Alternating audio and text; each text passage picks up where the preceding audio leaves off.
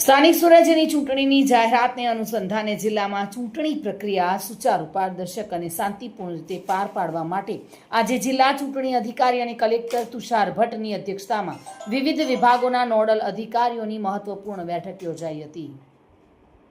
બેઠક દરમિયાન ચૂંટણી પ્રક્રિયાના તમામ તબક્કાઓ અંગે વિસ્તૃત ચર્ચા અને સમીક્ષા કરવામાં આવી હતી। કલેક્ટરે આચારસંહિતાનું ચુસ્ત પાલન થાય તે સુનિશ્ચિત કરવા સાથે ચૂંટણીને લગતા જરૂરી માર્ગદર્શન અને તમામ તૈયારીઓની અસરકારક સુપરવિઝન કરવા સૂચનાઓ આપી હતી।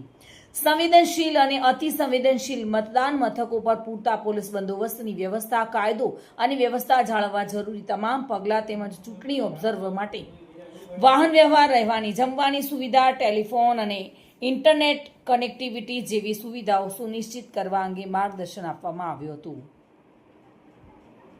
દિગ્નેશ સુથાર સાથે bureau report, today Gujarati news.